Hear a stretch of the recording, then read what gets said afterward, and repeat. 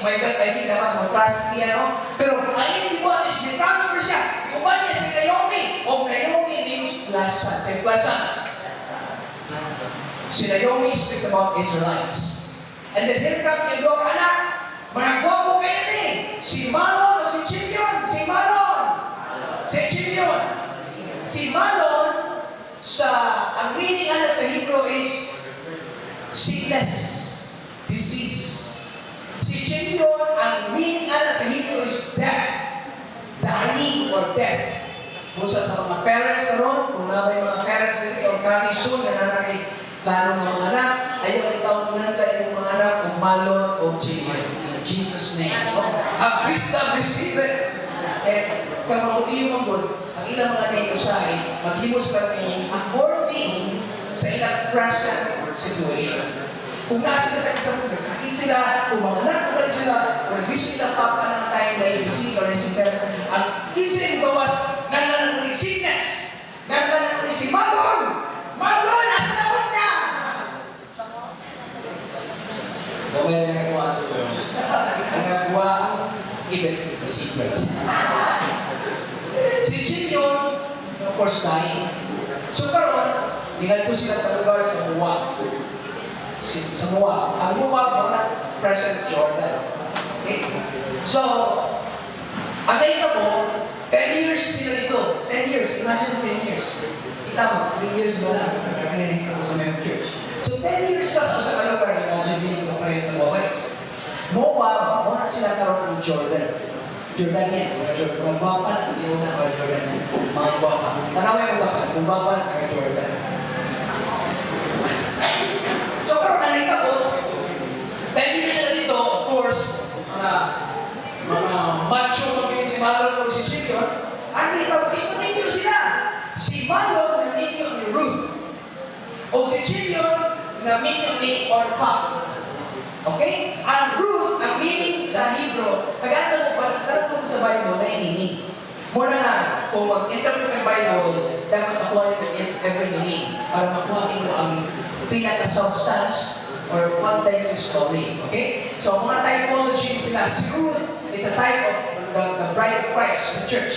O si Boaz, type of Jesus Christ. Heavenly Jesus. Okay? Or Heavenly Boaz, sorry. So, may tawag ninyo sila. 10 years sila sa Moab. Alam mo na pagka-istorya, si Malon o si Chimyon, mag-abti mo rin, mga kuskan, nangamatay sila. So, nabilin ang duwa ka mag-iayon. Ang duwa ka babae, ang daughter-in-law. O si Elimelech, namatay po. Namatay si my God, my king, kung sa talagang pamilya. Kung iyong pamilya, iyong ka na, kami mga anak sa iyo, we believe in grace. Ang inyong father na si my God, my king, si Elimelech, dapat ang inyong family under sa idea or sa revelation na naatay God, naatay king. Amen. Kung magkinaw sa dagat sa itong kinabuhi, naatay God, naatay king. Amen. Hindi ka basta-basta mo sa inyo na yun. Kung lakaw kayo sa dagat, ayaw. Do not jump sa boat. Amen. Ayaw na yun. Declare of war. Ayaw. Pahabot sa time. Have wisdom. Amen. So karon, nawala si Elimelech sa ilang pamilya. Nawala ang revelation na naatay God, naatay king. Karon, nawala ko si Malon o si Chimyon. So, nabili ko ka, or sila ang Charles Angels. Si Naomi, ang mama, si Ruth, o si Orpah. Orpah means, kanang neck. Kanang inutan sa neck. Inutan tayo. Yoke of neck. No? Kanang inutan sa kabayo, sa kabaw. Yoke. No? So, ang Ruth, ang meaning anak, beautiful and brand. Means a root. No? So, to be honest, dapat pilihan ko ng sugo, pero nagdala ko itong nagpawag-awag mo ko, actually nga sa kumayan ng kuwali. Hindi nyo nag-offer ko sa projector din. Gusto ko na ako na magawas ng glory sa atong Biblia. Pero, wala akong big glory siya karon, so ako talaga gamitin akong mind. So, ang dito ng Tyson, si Naomi, nakadulong si Plaza nga ang Bethlehem once again restored. Once again, wala na naglisod. Pasabot, ang church okay na. Silyang dili okay ang church. Panlakaw sila. Silyang okay na ang church. Bumalik sila. It's a picture of ministries. local churches. Okay? To be honest with you, there's a lot of churches in this area. Good churches. Pero may yung churches, one of mine. Very blessed. Amen? So, ang nakita ko, di ko rin si Naomi nga, ladies, wala ka rin akong balik ko sa mga lugar. Pero paano, asa man? Of course, asa ka kung balik? Hindi si Naomi. No. Hindi pwede bumuban ako. Kaya wala nang blessing mahatag ninyo. Gusto na yung gusto. Wala nang anak. Wala nang sunod niya ang biyan. Kung makanan, magaling kong kalaki po. Saan kaya niyo ipaabot? Kaya niyo hindi ko na makanan. Posible na kayo na. Kung gusto nga, mawala ka sa kalipay. Sige, pamuli mo. Pag-mingyo mo. That's from the mouth of Naomi. Lasa. Lasa na kayo. Kaya ma-pressure ka, ang gawas ng baba, hindi ka klasa. So, di mo na si Ruth ba? Ayun rin itong isa, si Orpa. Sige, salamat na lang kayo. Si Orpa di balik. So, nag-ibig yung si Orpa of lain, Moabites. So, here comes si Naomi na lang, si Ruth. O si Ruth, and so on. Iingat mo din, Naomi na nakaw na. Nagpugos mo yung palabot ng Moabite. Hindi si Naomi nga. Intrigue me not to leave me. Wherever you lodge, I will lodge. Wherever you go, I will go. Famous line na siya. Actually, kaya dapat sa kasal. Dapat yung kanta na, pakanta na ko sa chacha, diyaman ko yung hallelujah.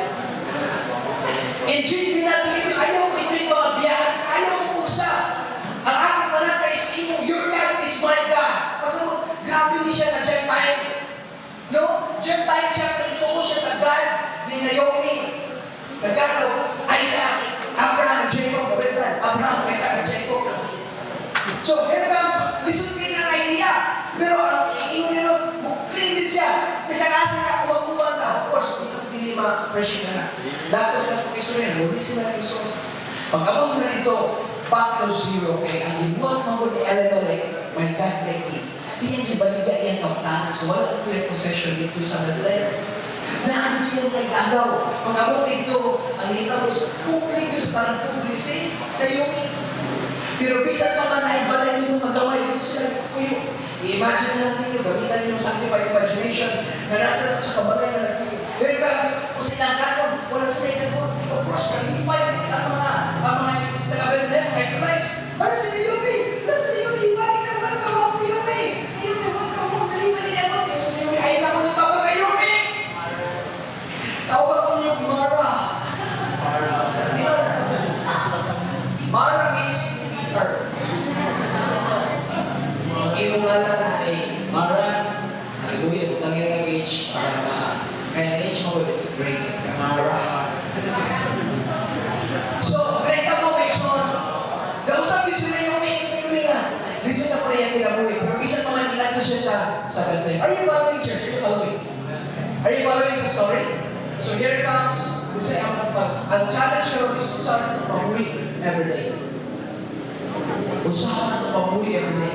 Nagsoy mo na, kung saan meron ka, kung saan bayan ani. Pero yan ang piling na ni Naomi. So hindi ko siya nga, hindi ko ni Sir Ruth, nakikita ko rin nag-harvest. Tagayin ko authority, tagayin ko provision. I will go to that place para mo-glean ko. Gleaning. Kasi gleaning. Kung nag-harvest, na yung mga bumbo, para matatagal ginagawa gleaning na trabaho. Wala yung pinaka-lowly job sa Israel. Para naging siya sa mga kubay. Walang pag-iwan, wala na iba. So, wala yung buhat ni Ruth. Pero actually sa Bible, sa Hudiyo, nasa lang balakot ito nga, dili pwede mo api-api ang mga dili-Hudiyo. Kung dili ka Hudiyo, Gentiles ka, si Ruth Magod, sa ka Moabites. Moabiters yan, hindi siya Jew. So kung kayo makita niya, bakit yan kawiran ni si Naomi? Your God is my God.